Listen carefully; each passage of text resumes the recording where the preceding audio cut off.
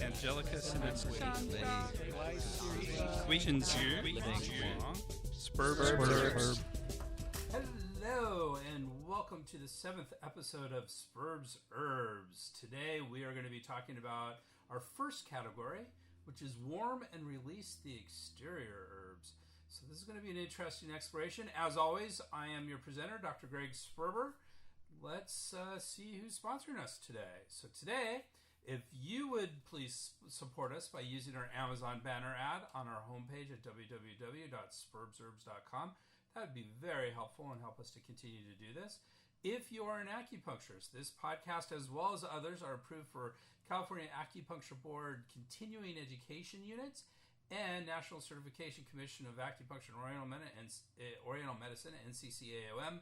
PDAs are professional development activities at a reasonable cost at www.integrativemedicinecouncil.org. That's council, C-O-U-N-C-I-L.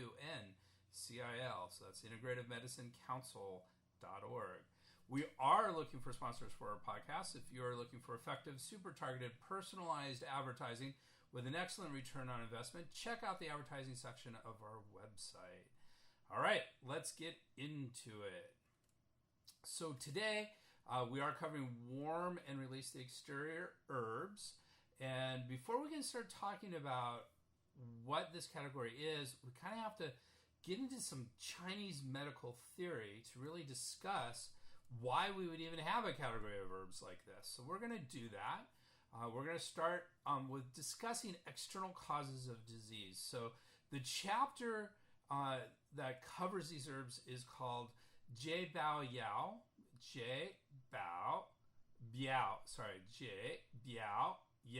as usual. My warning on my Chinese, and as we're going to find out later, my Latin pronunciation is not always exactly correct, so please forgive me. So Jie Bao Yao are exterior resolving medicinals. That's what Jie Bao Yao means, exterior resolving medicinals. Today's topic is a category under this chapter, and it's used to treat external conditions, specifically wind cold conditions. So in Chinese medicine, there are three major causes of disease: internal, external, and miscellaneous. So let's get into all those just briefly. Internal causes are the 7 emotions. So these include anger, joy, sadness, worry, pensiveness, or as it was originally described to us, overthinking, fear, and shock. Those are the internal causes, which is interesting if you think about it, that all the internal causes of disease are from our emotions. Now, we're not talking about normal emotions. It's normal to be angry at some points, and joy and sadness and worry. All those things are normal. It's when they become abnormal that they can become a cause of disease, of internal disease. But that's all we're probably going to talk about that today. Miscellaneous causes of disease include things such as a weak constitution, overwork, excessive sexual activity, especially in men, diet, trauma, parasites, poisons, incorrect treatments, drugs, both medicinal and recreational. So these are all miscellaneous causes, and we're not going to be talking much more about those either today. What we are going to be talking about is external conditions. We're going to be concentrating on these. There may be an internal component such as deficiency that contributes to these external conditions, but generally we are just going to be talking about the external conditions. So when the body is healthy and in balance, climate or weather does not cause disease. So in other words, if you're healthy and you go out and it's super hot, you're fine. You can weather it just fine. If you go out and you're healthy and it's colder, you're fine. So long as you're healthy and in balance, that doesn't, and it's normal weather, you'll be okay. However, when this balance is disturbed, either when the body is weak or the climate is excessive or unseasonable, then disease can occur. This unseasonable is important. If we get a cold snap in the middle of summer, people might get sick from that. And same vice versa. I'm from San Diego, California, and we will get almost without question, we'll get a heat snap in the middle of winter. And I know when that happens, so I'm going to get a bunch of patients with colds coming in. So if it's unseasonable, then we have these conditions coming. So we talked about the internal causes of disease. We talked about the miscellaneous causes of disease. When it comes to the external causes of disease, What we're really talking about are something called the 6 climatic factors, climatic factors or weather factors. And these are wind, cold, summer heat, dampness, dryness, and fire. We're going to get much more specific into each of these. This is where we're going to spend a little bit of time today. So wind, cold, summer heat, dampness, dryness, and fire. So, before we get into too much of these external causes of disease, one of the things that worries me a little bit about this episode of Sperb Observed is I always try to bring in a little bit of the science and medicine into what we're talking about. And when you listen to a lot of what we're going to be talking about, it sounds kind of out there. Wind and cold is going to invade your body and cause all kinds of problems. Yes, from a Chinese perspective, that's how we discuss these things. But we also have to think about this, that they're not necessarily, we're not saying that a wind or a heat or a cold, we call them cold pathogens, we do this stuff, is going to attack you like they're sitting out there just waiting to come in. It's more of a theoretical concept. So think about them in terms of, it's a theoretical construct. And it is very helpful as we go through and we look at the signs and symptoms and we look at proper treatments. These concepts help us do that. But it isn't like, we're not equating a wind cold to a virus or a bacteria. Though, if you have a bacterial infection, you have a viral infection, we would say there's some aspect of it. But we're going to determine, wind just means something came in from the outside generally. But we are going to look at your symptoms, and we're going to determine whether it's a cold or a dampness or a dry or a heat sort of situation. And it's more about your complex of symptomatology rather than this concept of invasion from the outside. Now, we still talk about it in terms of invasion from the outside, and we're actually going to find out that it's kind of important as we go forward with it.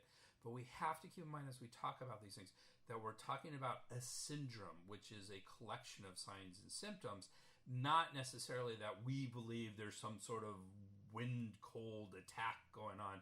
That's just our terminology. It's a worldview to a certain extent, and it works because we can effectively treat it using this paradigm.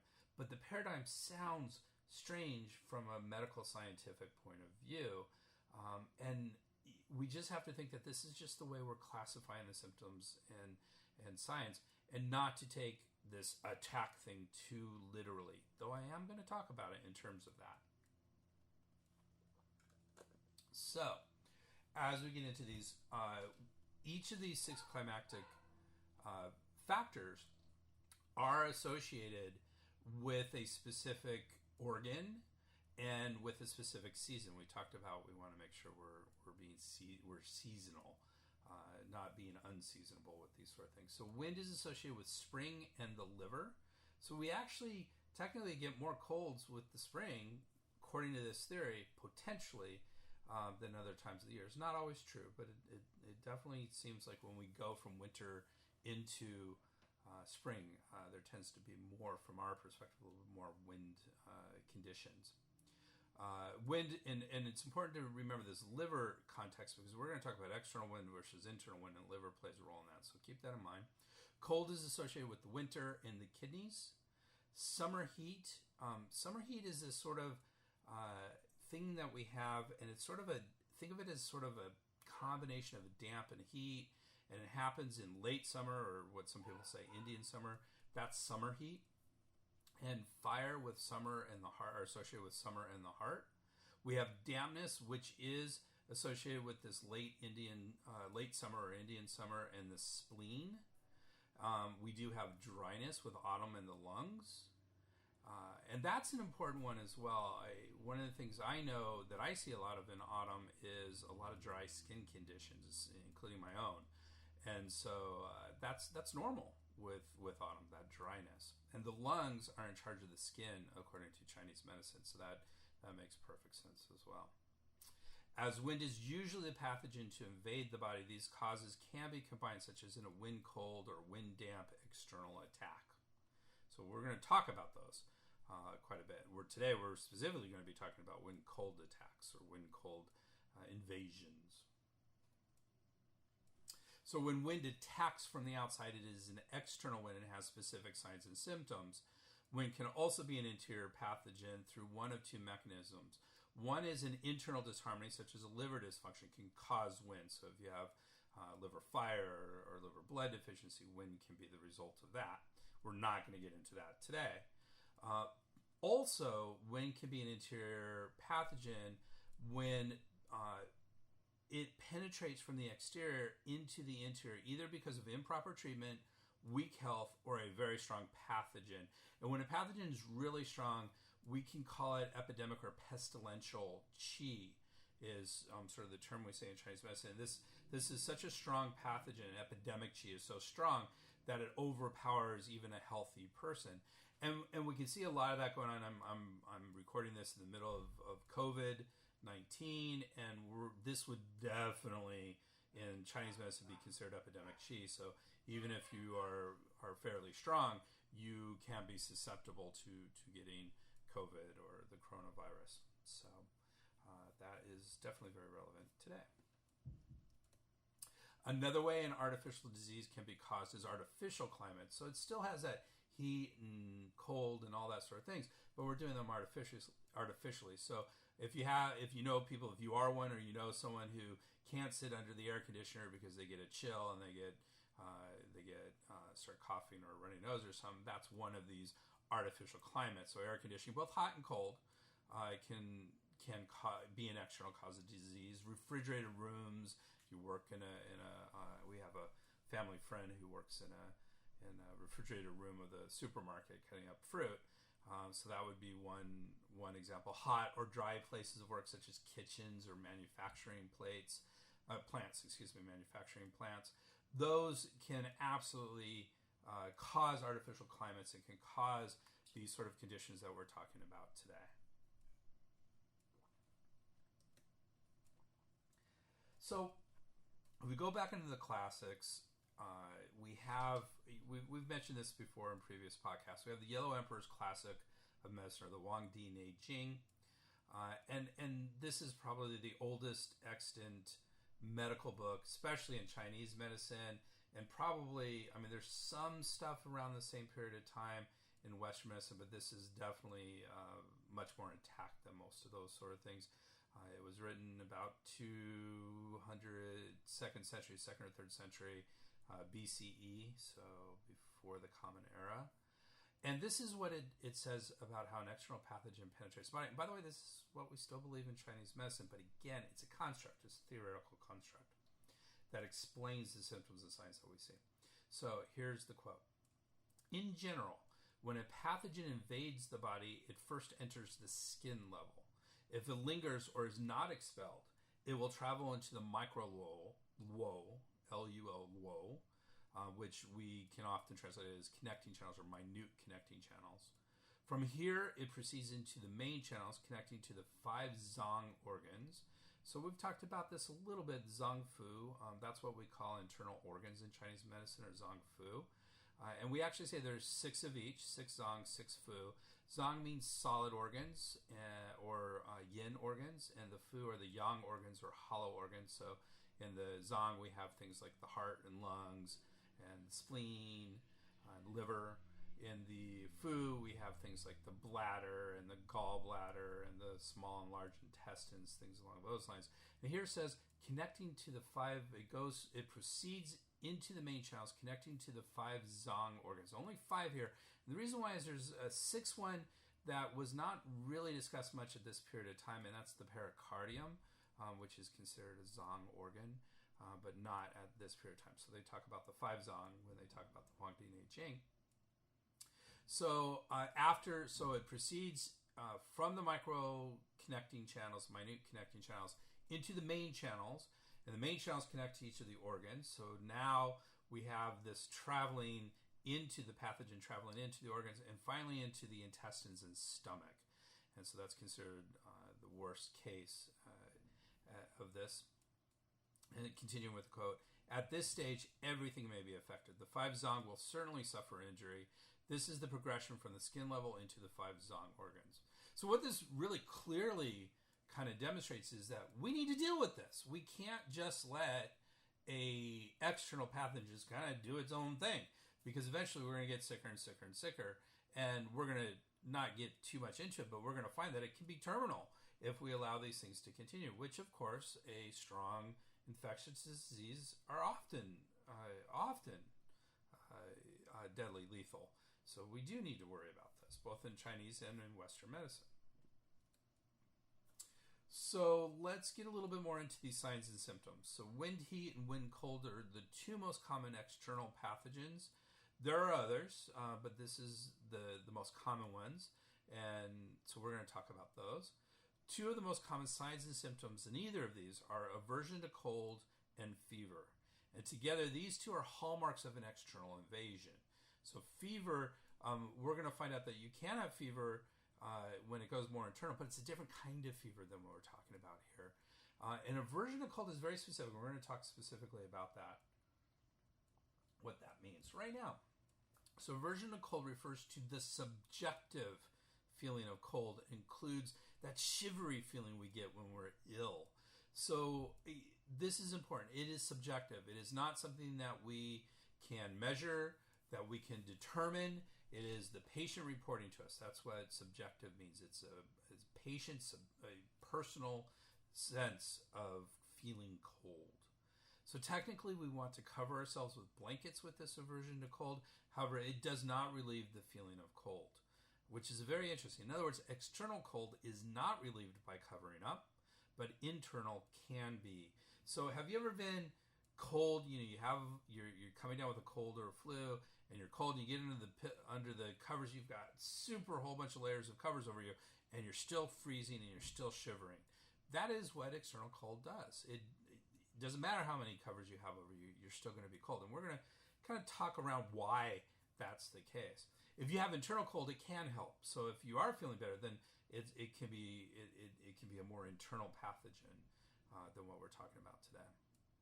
The other aspect that happens with this aversion to cold is it arises suddenly. One of the aspects of wind is that it happens suddenly. And so when we have, as you know, when you have a cold, you're fine, and then a few hours later you're sick. And so that's part of this aversion to cold, is it arises suddenly. If it takes a long time, if you're kind of chilly and then you get even chillier and then finally you're cold, that is not an external cold attack. So here's how this works. This is why we have this. So normally we have a type, so we talk about qi in Chinese medicine. A lot of people will interpret that as energy. I really hate that interpretation. One of these days on this podcast, I keep saying this, we're going to talk about qi and get into it. But one of the interesting aspects of qi is that there's a lot of different kinds of qi. I already mentioned epidemic or pestilential qi. Those are just different translations of the same word. That's a type of qi that's negative, that attacks and is not good. But there's lots of qi, different types of qi in the body. And one of those types of qi is wei qi, or defensive qi. And what this does is it circulates in the space between the skin and the muscles, warms the muscles, and actually protects us. That's why it's called defensive qi. Protects us from external pathogens. So think of this as our first defense against something trying to get us. So, you know, this happens all the time, that your friends or family have a cold and somehow you don't get it, even though everyone else does. Well, that's because your wei qi was stronger than the pathogen, and you were able to defend yourself. So that's what happens here.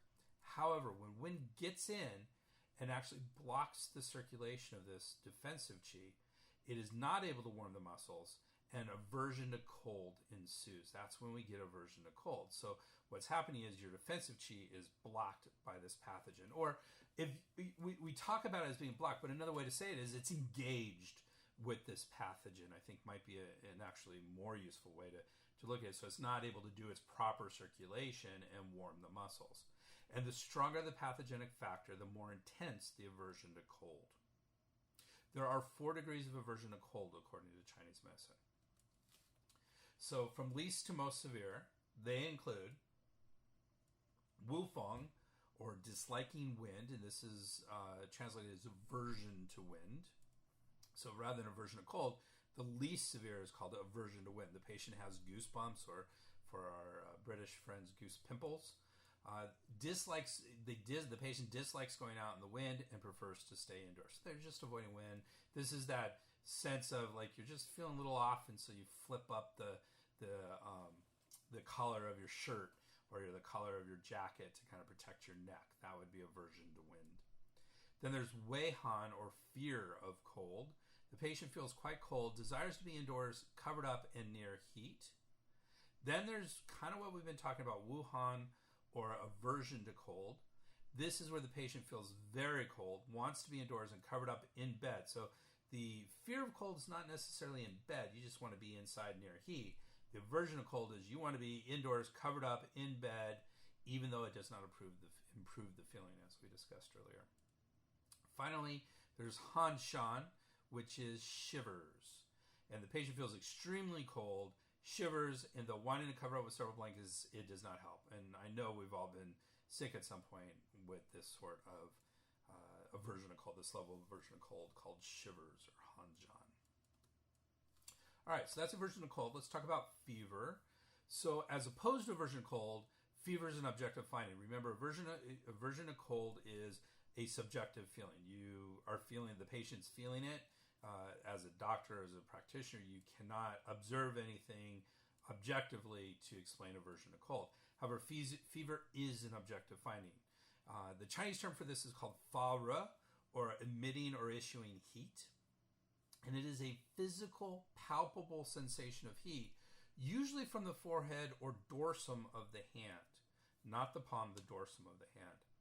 It may or may not mean an actual temperature as measured from a thermometer. You can have a fever, according to this Chinese terminology, but not actually have a raised temperature. It just means that your forehead, your dorsum of your hand are palpably hot as compared to other areas of the body.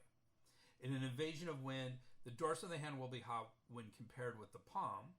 By the same token, the upper back feels hot when compared to the chest. So these are two ways that you can feel a fever. So if you're not sure, grab someone. If you're not sure if someone has this quote unquote fever, take their hand in both of your hands, and the back of the hand, the dorsum of the hand, should feel warmer than the palm of the hand.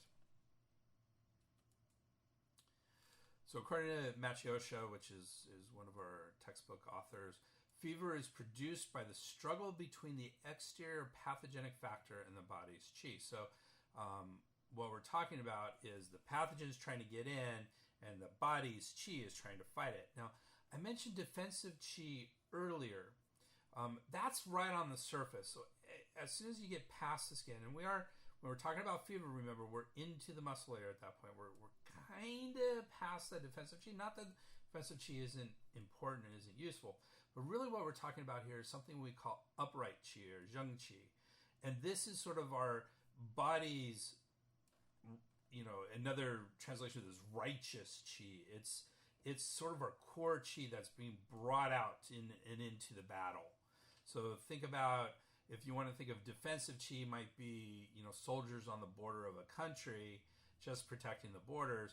Upright qi are the whole army behind them in the middle of the country coming out to help support them. And that's what we're talking about when we talk about fever is produced by the struggle between the exterior pathogenic factor and the body's qi. The strength of the fever is indicative of the struggle's intensity. A stronger pathogen and or stronger strength of upright qi, usually the stronger the fever. However, other factors may be involved, such as having a yang or hot constitution. If you tend to heat anyways, you may have a strong fever, even if the pathogen isn't very strong. So based on these conditions, there are actually three types of fever. There's a high fever due to strong pathogenic factor and strong upright qi. So you have a big clash. You have two big armies. They're all coming together, and that produces a high fever. A medium fever is due to a strong pathogen and weak upright qi, or vice versa. So you can have a strong upright qi and a weak pathogen, and this brings up a medium fever. And if there's low or no fever, when both the pathogenic factor and the upright qi are weak. And so I always think of this one, in the elderly, when someone has a infection in the elderly, they may have a very low fever or even no fever. One of the things that we worry about is something like a urinary infection, which would normally maybe cause a fever in a lot of people, but it doesn't in the elderly, and it can be very hidden and not know if it's there. That's because their upright chi is weak, and the pathogenic factor is not right there. So that's that low or no fever.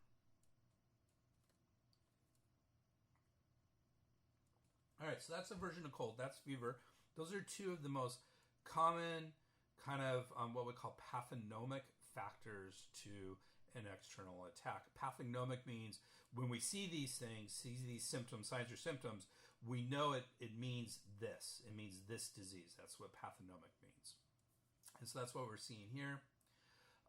Let's get into each of those climactic factors that we talked about and talk a little bit about those. So the first one, let's talk about the signs and symptoms of wind. So when wind invades the space between the skin and muscles, it can cause aversion to cold, fever. So we've talked about both those. A sore throat, sneezing. Sneezing is a real common indicator. If you're sneezing a lot, then you're battling wind. Rhinitis, runny nose. Occipital stiffness. This is back of the neck stiffness. And a floating pulse. So pulses are very important in Chinese medicine. A floating pulse indicates something's attacking the surface. And floating pulse, at some point we'll talk about pulses, but a floating pulse is something that when you press on it, you feel it just on the surface of the skin. And as you press deeper, it kind of goes away. That's a floating pulse.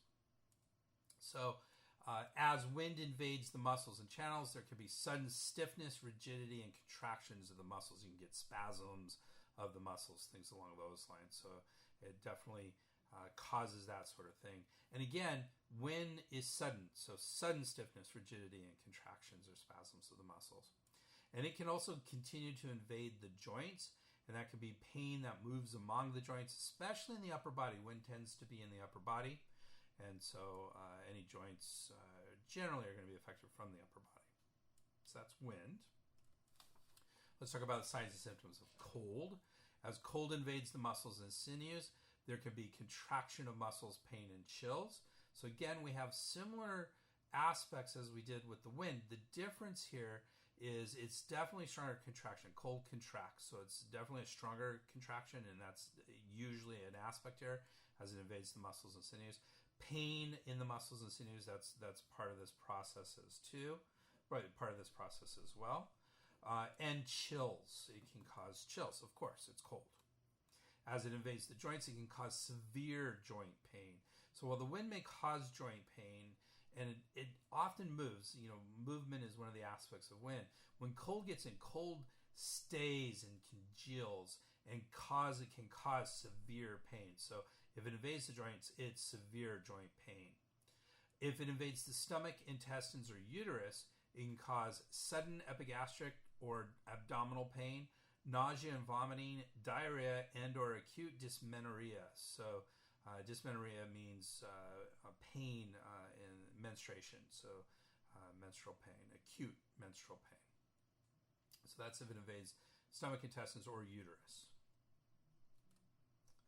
Moving on to signs and symptoms of dampness. As dampness invades muscles and sinews, it can cause a feeling of heaviness of the limbs and a dull ache of the muscles. Have you ever had that where it just feels hard to move your limbs? That's dampness. And it's very common, so we've probably all experienced some of that at some point.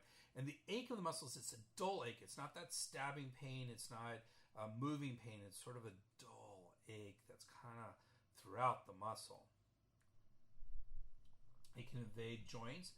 It can cause pain. Again, heaviness is an aspect of dampness, so it can cause heaviness of the joints, so difficulty moving the joints, maybe stiffness of the joints, swelling of the joints, because dampness is fluid, so swelling can be there.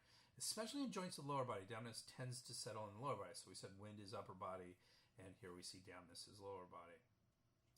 Because dampness often will deal with the urinary tract, it can cause urinary discomfort. It can also cause acute vaginal discharge, acute skin conditions, with papules and vesicles. So papules and vesicles are basically fluid-filled bumps. So if you ever had like a white head, that would be a papule. If you've had a bigger boil or something, that would be a vesicle. Or it can also cause acute digestive upset. Again, that acuteness because it's an external attack. And acute means sudden. So some other external pathogens that we talked about were summer heat. Summer heat can cause aversion to cold, fever, sweating, thirst, headache, dark urine, and a floating rapid pulse. The dark urine, we say dark urine is from heat, and that's why there's dark urine there. And because it's summer heat, it's dampness, which goes to the urinary tract as well. Summer heat, like I said, is sort of a combination of damp and heat. So fever, sweating, thirst, headache, dark urine, and a floating rapid pulse. So you have that floating pulse, which means you're being attacked from the outside. Rapid is talking about the heat coming in as well. So when Chinese medicine talks about a rapid pulse versus a slow pulse, we're talking about heat versus cold. Dryness can cause an acute dry cough, aversion to cold. Again, we have that aversion to cold here.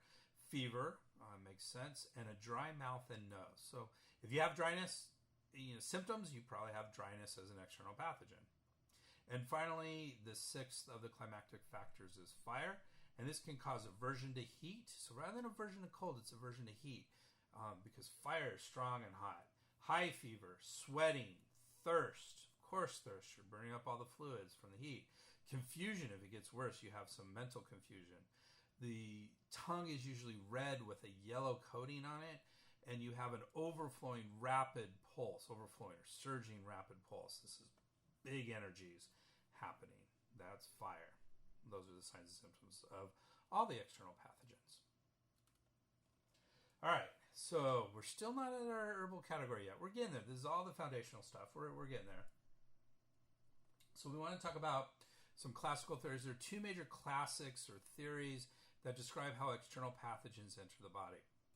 And these are based on, the first one is called the Shanghan Lun, which is translated as on cold damage. This is, we're going to talk more about it.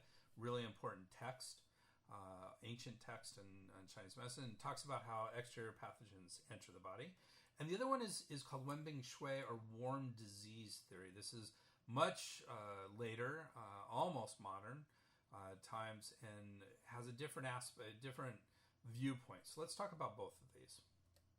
So the Shanghan Lung is one of, if not the earliest extant existing books on Chinese herbal formulas. There are earlier books on Chinese herbs, but not necessarily formulas, at least not that we have in our possession today. It was written by Zhang Jing as one book in the 2nd century CE called the Shanghan Zabing Lun, or On Cold Damage and Miscellaneous Diseases. That book was broken up and found and later split into two books. One is the Shanghan Lung, and the second is the Jingui Yao Wei, or the Golden Chambers Medicinals. All right. So we're going to talk about the Shanghan Lung today. And the Shanghan Lung, it describes what are known and often described as, translated as the 6 stages. Sometimes you'll hear patterns, the 6 patterns. The 6 stages is probably most common. And these explain how an external pathogen, cold pathogen, will penetrate from the exterior of the body to the interior of the body. And there are basically describing 6 stages, 6 layers it takes for the pathogen to get through. These are the layers of paired yin and yang meridians as described in the Wang Di I Ching. So it takes what was in the Wang Di I Ching and expands that into the 6 stages theory. And while these stages can be sequential, and often we think of them as sequential, they do not need to be. You can jump around. You can go from one to the other in both directions, going in or out. So we keep that in mind. So basically, initially, pathogens will enter the 3 yang pairings, which are from external to internal, or Tai Yang or Greater Yang. Then it goes to the Yang Ming or Yang Brightness stage. And then finally it goes into the Xiao Yang or Lesser Yang stage. These Yang meridian pairings are considered external, with Xiao Yang being described as half exterior, half interior by some translators, and others will translate it as neither interior or exterior. So we often, colloquially in Chinese medicine, will say half in, half out is Xiaoyang. So those are the three meridian pairings, and then we have the three yin. Those are the three yang meridian pairings. Now we have the three yin meridian pairs, and these are all considered internal conditions, and they are Tai yin or greater yin, Xiao yin or lesser yin, and Jui yin or terminal yin. So, the terminal yin doesn't necessarily mean terminal, as in deadly.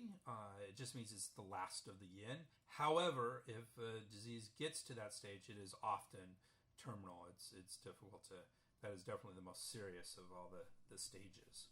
So those are the 6 stages. So we have the Tai Yang, Yang Ming, Xiaoyang, and then we have the Tai Yin, Xiao Yin, and Jui Yin.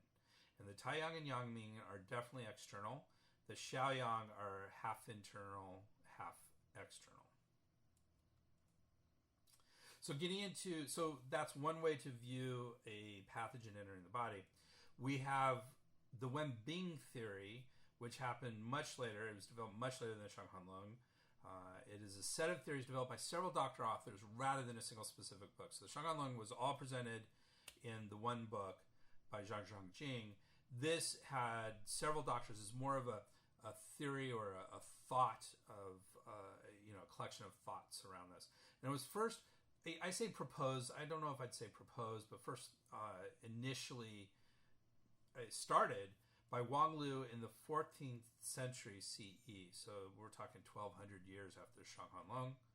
And the thought was, what if warm diseases were not caused by a cold invasion, but could be caused by a direct invasion of a warm pathogen? Again, these are kind of concepts, and what we're really looking about when we talk about a cold pathogen or warm pathogen is we're looking at patterns of signs and symptoms. So this thought from Wang Lu in the 14th century was much more fully developed during the Qing dynasty, which ran from 1644 to 1911. And when I say 1911, I mean the last few major additions to this theory were in the late 1800s, and so it was almost right up to that 1911 date. So instead of the 6 stages of the Shanghanlong, Wenbing theory discusses the 4 levels. Again, these levels are from external to internal and are based on physiological aspects of the body. And they include the protective or wei level. So we talked about protective or wei qi. That's kind of what we're talking about, is that protective or wei level. Then it goes to the qi level, the nutritive or yin level, and the blood or shui level. So let's break these down just a little bit before we move on. So a pathogen enters, and in this case a warm pathogen enters, and the first thing it hits is the wei qi, the wei level, and that's where the body kind of strikes up things to try and deal with it. If it goes just a touch deeper, it goes into the qi level. Remember, we talked about a fever is that battle between upright qi and the pathogen. That qi level is sort of that upright qi. That's where it's getting into. Then we have the nutritive or yin level, which is deeper in the body. This is the yin is what the blood and qi circulates to around the body, the nutrients that help the body survive. So the nutritive or yin level. So if it attacks that level, you start to have some issues with that. And finally, we have the blood or shui level, and this is where it enters the blood and is quite internal. This is totally a mashup of my own doing, but I often think of this as something. It's not exactly. I don't want the signs and symptoms to be there, but I think of it in terms of having a blood infection throughout the body, and I'm totally blanking on the term for that. It's a real common medical term, and in my old age, I'm having trouble pulling up some of these terms. It'll come to me. So that's the blood or shui level. So those are the 4 levels: protective or wei, qi level, nutritive or yin, and then finally the blood or shui level. The protective level is considered external, while the other 3 levels are internal. So we only have 1 external level in Wenbing theory. So that's just a taste of some of the signs and symptoms and theoretical constructs for an external attack. Whole multi-semester classes in China and in the United States can delve into each of these aspects. There are whole classes just on Shanghanlong, a whole class on Wenbing theory. I mean, and we're doing it all in 15 minutes, so this is a very cursory overview. We will explore more of these concepts in other podcasts as appropriate. So as we get into other, categories, whenever it's appropriate, we'll talk about these. So we now have some of these basics down. Let's actually start discussing the actual herb category that we're brought here today to discuss. So we now understand that this chapter of herbs is used to treat external pathogen factors, such as wind cold, wind heat, wind dampness, and summer heat that attack the body superficially. That's the whole chapter. That's the whole grouping here. But today we're specifically discussing the category of warm and release the exterior herbs, which primarily treat wind cold. That's what we're doing today. And it's actually, it's specific, but there's a lot of herbs in this, a relatively large category. So when the wind cold comes in, the signs and symptoms are, as we talked about, aversion of cold and fever, also headache, stiffness of the neck, especially the back of the neck, general muscle aches, a superficial and tight pulse. So we talked about a floating or superficial pulse previously. Cold, it brings in an element of tightness. So that's when you have a superficial and tight pulse, then that's when cold. With a tongue coat, which is white and moist. So white is considered cold. The body will try and fight this invasion.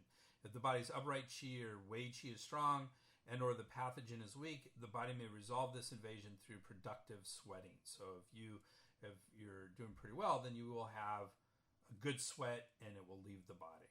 If the body does not sweat or it is not a productive sweat, and the definition of a non-productive sweat is it does not affect the condition. So you may sweat, but it doesn't do anything. This category of herbs needs to be applied because we want this out. We don't want it going internal. We want it to go out. And the way we make it go out, as we're going to find out, is to sweat, is to open up the pores and let things out. And that's where we're at. Most of the herbs in this category are diaphoretic in action, meaning they release or expel pathogens through sweating. Diaphoresis is a common approach with Western herbology as well as Chinese herbology in this sort of cases. If this fails and the pathogen enters further into the body, it lodges into the muscle layer and general body aches and profuse non-productive sweating occurs. So that's what we're talking about when it goes just a step in. We still use these herbs, but we have to use different ones and that work more with those muscle layers. And there is a subset of this category of herbs that release the muscle layer, and these must be employed if the pathogen goes to that. Guejir, Cinnamomum ramulus, or cinnamon twig, is the most prominent of these and are used quite frequently when something gets into the muscle layer. So while most of the herbs in this category are diaphoretic, or as it is often translated, release the exterior, many have additional functions such as stopping coughs and wheezing, venting rashes, and helping pain and spasms. In general, warm and release the exterior herbs are used primarily to treat wind-cold conditions, as we mentioned earlier. They are mostly acrid and aromatic in flavor. So acrid is often translated as spicy. So spicy and aromatic, so lots of smells and things along those lines. Because aromatics, a lot of aromatic herbs, once you have an aromatic herb, you always want to think about how you're going to prepare that herb. And generally with aromatics, we want to make sure we're not overboiling them, or we often will add them to the end of a formula, cooking formula, so that we don't blow off all the smells. So they're acrid and aromatic in flavor and enter the lung and bladder and tend to be upfloating. So in other words, they go to the upper body and they go out. So let's get into each of the herbs. We're just going to briefly mention each of the herbs in this category. Probably the first herb everyone I've known, every herb class I've known, I know in my class, Ma Huang herba, ephedra herba, was the first herb that we learned. It's a super important, super strong, useful herb, and it is currently banned in the U.S. and many other countries. And when I say banned, I mean there are some ways around it, and you might be able to use it in a private practice legally. The problem that I have with it is if your patient got hurt from using it, there would be no defense. I mean, you should, with all the information and the banning, shouldn't be used. I think there's some medical legal aspects to that are concerning. So one of the reasons why it's we're going to find out it's very strong in treating wind cold, but beyond just releasing the exterior through perspiration, it's very useful for treating cough and wheezing by disseminating the lung qi. So whenever there's wheezing in an external attack or not, this is something that can be used, had been used in asthma attacks. So very good at opening up the lungs. So that's Ma Huang. We have Gui Ji, Cinnamomum ramulus or cinnamon twig.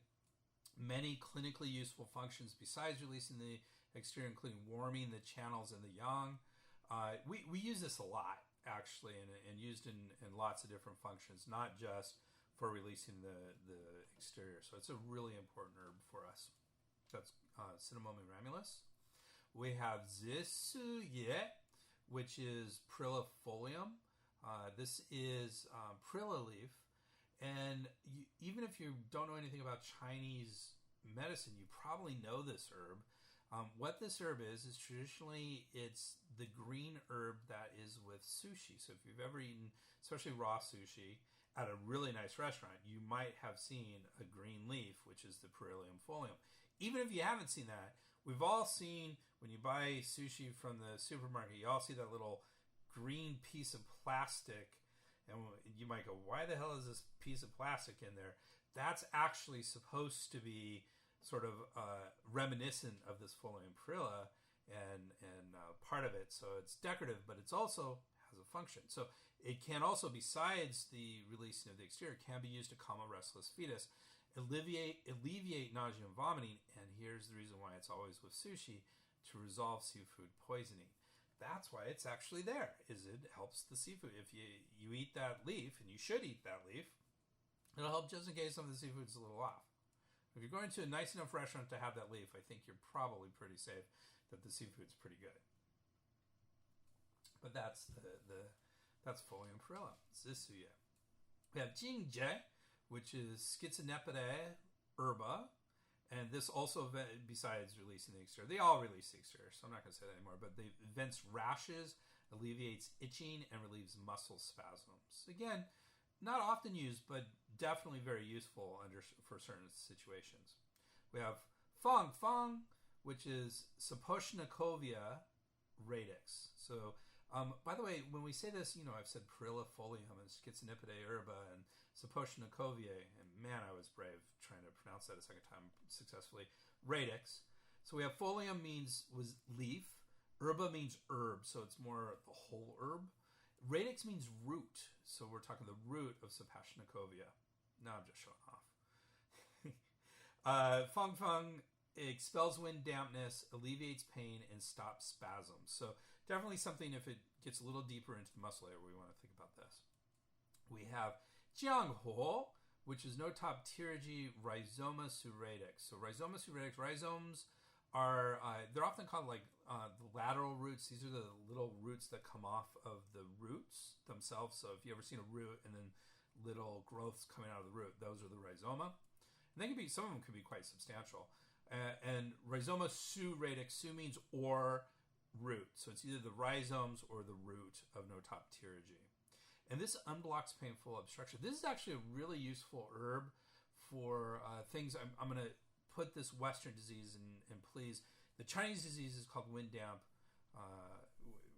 B syndrome or wind damp obstruction, or wind damp painful obstruction. And it's very useful in formulas that have joint pain, such as from a Western perspective, arthritis. Not that I'm equating those two. I wouldn't say arthritis means take Jianghuo, but it is often used in those sort of situations. We have Gao Ben, which is Ligustici rhizoma, and this also dispels wind and dampness and alleviates pain. We have Baizhi, Angelica dehurica radix. So if you're listening intently to Sperb Herbs a little bit ago, we had a whole Sperb Herbs on Dongui, which is Angelica, but it's a different Angelica. This is dehurica, or dehurica, you'll hear it pronounced both ways, and it's that root. So it's different than Dongui. This is a different species. And Baijiu is actually quite useful for a bunch of things. It expels dampness, unblocks the nose, alleviates pain, reduces swelling, expels pus, eliminates toxins, and alleviates discharge. So it has a lot of interesting functions to it. The next herb is Shi Xin, which is Asari herba, or Asarum is the sort of the Western thing for it. And this is actually sort of probably banned in a variety of places. It's difficult to find in the U.S. I don't know if technically it's banned at this point. It was kind of at one point, and there definitely are certain states that have banned it. So you want to be careful with this herb. And we're going to find out it's a very strong herb. So it unblocks the orifices, including the nose. It strongly unblocks the nose, warms the lungs, and transforms mucus. It's a very strong herb. It's a useful herb, but again, very difficult to find these days. We have Xianjiang, which is Zingiberis rhizoma recens, or fresh ginger. That's what this is. Very important herb, both in cooking and in Chinese medicine. It does a lot of things. It does release the exterior. One of the things, someone calls up and says, I think I'm getting a cold. One of the things I will say if I can't see them right away, I'll say, put some fresh ginger and some peppermint. Peppermint is in the category of release the exterior, to cool and release the exterior rather than warm and release the exterior. Combine those two and drink that. So, because people have that usually or can get it very easily. So it warms the middle burner and alleviates nausea and vomiting. We know that ginger is great for things like morning sickness and any sort of vomiting thing, so that's very useful. It warms the lungs, stops cough, and resolves toxicity. It's this last function of resolve toxicity which makes it one of the most commonly used herbs in Chinese medicine.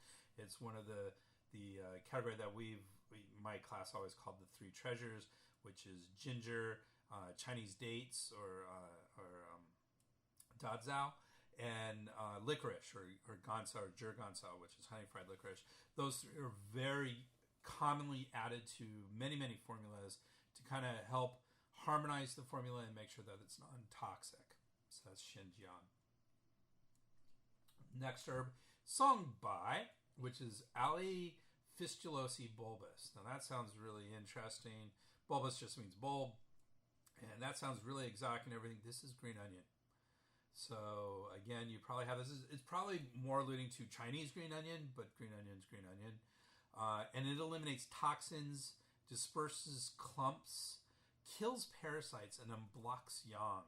So it's got some interesting functions. It is not very strong. We're going to find that out in just a few minutes. So don't go excitedly out and do that a lot. But one of the other things I will often say to people if they're starting to come down with a cold is go get some miso soup, because that usually has some green onion in it. And miso is from soybean, and soybean again is in the cool and release the exterior category. So it's not exactly the same because it's prepared soybean, but it's in the ballpark. So that's another thing, but that's only at the very first stages. You can see this is very superficial, very initial. So if it's in a little bit more, then I like the ginger and peppermint. Next herb is xiangru, which is Mosley herba. This also promotes urination, eliminates dampness, so useful for that. We have sang'erzi, which is Xanthe fructus, and this is very commonly used. It dispels dampness and opens the nasal passages. In fact, there's a whole formula called sang'erzi-san, which is about opening the nasal passages if you have problems either through a cold or allergies or something along those lines. So sang'erzi is often used or added when the nose is stuffed. We have xinyi or xinyi hua, which is magnolia floss. Floss means flower. So this is the flower, magnolia flower, which are relatively common to find. And this unblocks the nasal passages as well, and is primarily used in for that reason. We have, here's another one that, I never learned when I was going through school. That's what I loved doing, Sperb. I learned so much. All the rest of these in this category were not in the initial books that I used and have come into the Materia Medica. So I love that. So this one is Shi He Liu, which is Tamarsis cacumen. Cacumen means apex, so the top of this herb, Tamarsis. And it vents rashes, so it's used in cases of external attacks with rashes or something. We have Jixiang Tang, or Pedariae caulis, which is eliminates toxins. We have Abu Shisao, which is Cenepeda herba. So this is the herb of Cenepeda plant. It opens the nose, removes superficial visual obstruction. I think that's a really interesting function. Benefits the joints and dispels dampness. And even though this was not part of the herbs that I learned when I was going through school, it is definitely an herb that I've learned over the years. And then finally we have sweet, which is Coriandri herba cum radice, which is Reduca cum radice herb. So herb is the plant with the radice or radix. It's just different, totally blanking. God, I'm just not there. But it's just a different form of radix. So it's the herb and root of I'm thinking this is the coriander tree, but I'm not positive. Vents papules and opens the stomach and disperses food. All right, so those are all the herbs in this category. There's a lot of them. So why would you use one over another one? Let's talk about some of the comparisons of this. So let's talk about, we have Ma Huang, Ephedra herba, Guijer, Cinnamomum ramulus, and Shi Xin, Asari herba. And these are all relatively strong in their action to disperse wind cold. These are probably the strongest in this category. They're very strong. So Ma Huang and Guijer are a particularly effective combination to disperse wind cold in the Tai Yang or greater Yang stage or in wind cold excess. So this is common. There's Ma Huang Tang, there's Guijer Tang as well. These are formulas that Ma Huang Tang has both Ma Huang and Guijer in it. Guijer Tang, I think, if my memory works out, does not have the Ma Huang in it, and it has slightly different functions. But if you have a strong external attack that's hitting you hard, and you're not having that productive sweat. You may be sweating, but you're not productively sweating. This is the combination you definitely want to have. Shi Xin is great at dispersing cold in the Xiaoyin or lesser yin stage. This is quite a deep stage and is used in cases of externally contracted wind cold fever and a deep pulse indicating an internal condition. So again, like I said, Shi Xin is difficult to find these days. You can get it. You can get anything you want under the counter at a good Chinese pharmacy, but it's difficult to import at this point. It's not used in formulas that are constructed for distribution at this point. They've been taken out for the most part. Zisuye, Perilia, Folium, Jingje, Schizonipida, herba, and Feng Feng, Sapochnikovia, radix are more moderate in nature and are used for less severe, more average wind-cold disorders. Zisuye is the strongest of these three in dispersing cold and is used in cases of turbidity. Turbidity is often associated with dampness. So, if there's a little bit of dampness, which makes sense because that helps with a lot of things along those lines. Jingje is particularly effective for superficial issues and can be used in both hot or cold conditions, cold disorders. Feng Feng is similar to and used with Jingje to treat slightly deeper issues and is particularly useful for aches and pains caused by cold. We have Jianghuo, Nortopterygi rhizoma su radix, Gaoben, Ligustici rhizoma, and Baiji, Angelica dehurica radix, all in addition releasing the exterior, expel wind damp and alleviate pain. And they're all also used for treating headaches and external conditions. Chuanghuo and Gaoben are used to treat vertex and occipital headaches. So occipital means back of the neck, back of the head headaches. Vertex, of course, means top of the head headaches. Baiji is best for frontal and orbital. So orbital is sort of on the side. Headaches, as well as toothaches and nasal congestion. Chuanghuo is good for upper body wind damp painful obstruction. That's what I was talking about earlier. That B syndrome, wind damp painful obstruction, that can be associated with arthritis. And that takes it, it's used often in formulas that have nothing to do with releasing the exterior, by the way. Chuanghuo, it's one of a pair that we call the two huos that are great for wind damp painful obstruction. Xinjiang Zingiberis rhizoma recens, or fresh ginger, is especially effective for turbidity in the stomach. So that's that dampness in the stomach. Songbai, Ali fistulosi bulbus, or green onion, is very superficial in its actions and should only be used in very early stage conditions. It quickly does not, it loses its effectiveness. Xiangru, Mosley herba, is particularly useful against summertime colds with dampness. Xinyihua, Magnolia flas, is used almost exclusively for nasal issues. We have Shihe Liu, Tamarisis cacumin, is useful for venting rashes that are not completely expressed. So you have a rash forming, but it's not fully formed. That could be useful there.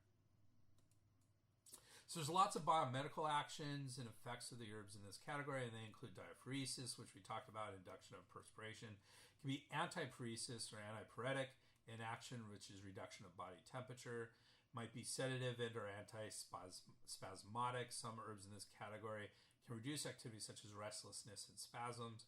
Antibiotic, they may have some antibacterial and antiviral functions. Metabolic, some may decrease blood glucose levels or increase basal metabolic rate. So the basal metabolic rate is sort of our base rate of metabolism. That's it differs the more exercise you do, the more your BMR, your basal metabolic rate, goes up, and often that can be a positive thing, but not always. Diuretic may cause urination. Analgesic may reduce pain. Anti-inflammatory, reduce inflammation. And it can be an antivenin. Some may actually be useful as an antivenom for snake bites, though I didn't see any of that in the listed functions of these. And I don't know if that's something they're investigating or whether that's traditional or what, but that's kind of an interesting potential biomedical action of these herbs. There are some potential for drug-herb interactions. Xinjiang may inhibit cytochrome P450 2C19. So if you take any of my drug-herb interaction courses, cytochrome P450 is one of the 3 or 4 major things that we look at. We look at 3 major things, and there's kind of a 4th one coming up. That's why I say 3 or 4.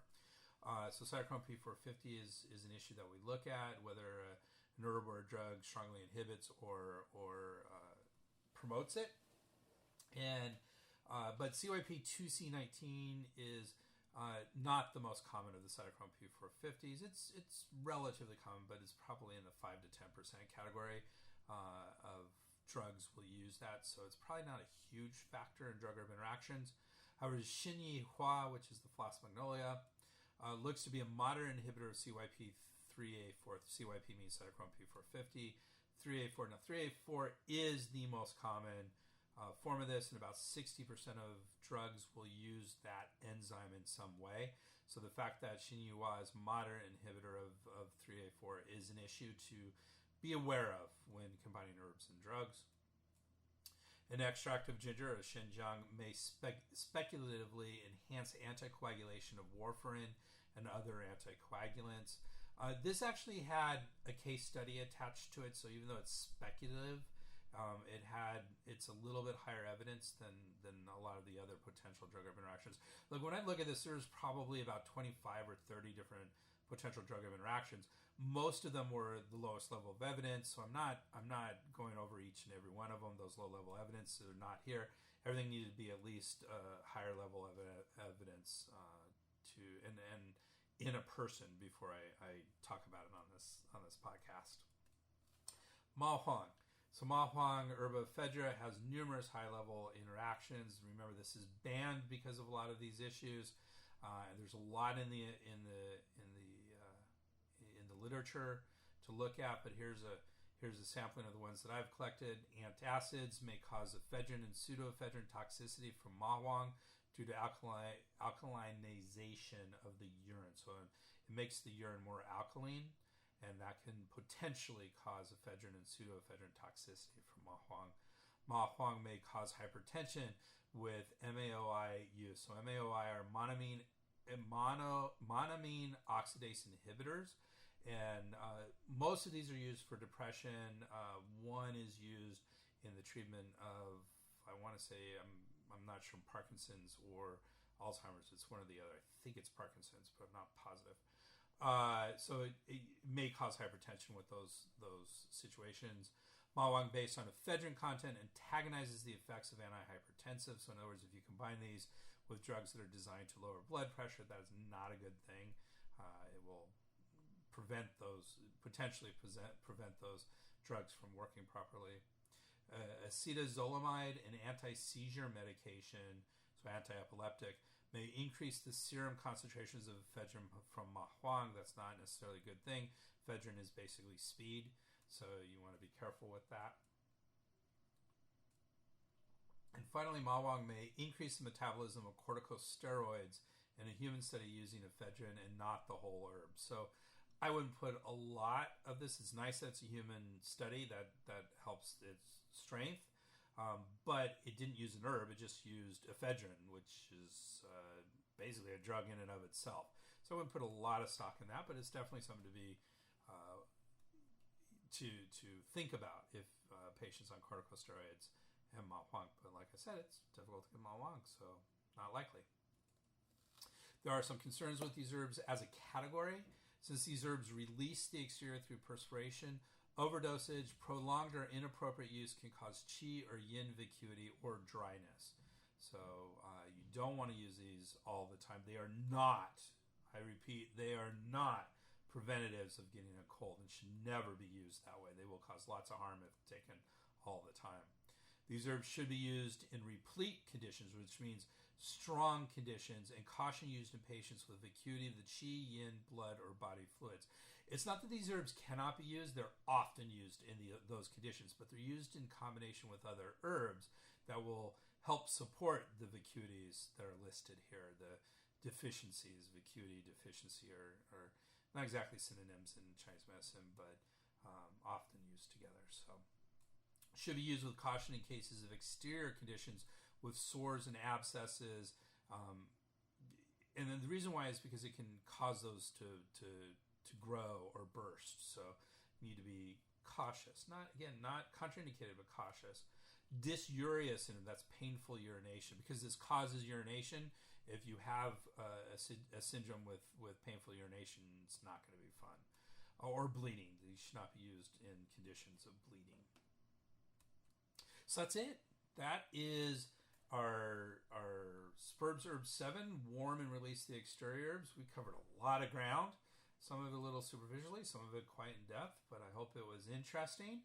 Our next episode in 2 weeks, we will be looking at another herb of the world. And this one's a real interesting one. It's ashwagandha. I'm excited to do this because this is super popular herb right now. It's an Ayurvedic herb, one of the most commonly used herbs of its tradition, and it's super popular today. It's often called the Indian ginseng. So I'm really fascinated about getting into depths of ashwagandha and see what we have in store. So again, I would like to thank you very much for listening. Appreciate your time. I hope you learned a few things. As a reminder, if you would like to help support us, you can go to spurbsherbs.com and click on the banner ad from our homepage for Amazon whenever you buy from Amazon. That'll help give us a couple shekels to keep on going. If you have any questions or concerns or ideas or thoughts, you can always get in touch with me at Dr. Greg at spurbsherbs.com. That is DRGREG at spurbsherbs.com, SPERBSHERBS.com. Or you can just go to the website spurbsherbs.com and you will see a contact us page. So again, thank you very much for your time. And here we have the bibliography. Sperb Herbs. The proceeding was presented by Dr. Greg Sperber. We would like to thank Janelle for all her support and everybody else who contributed to this program. Janelle. Timothy Nick Dobbins, Rogers. Campbell,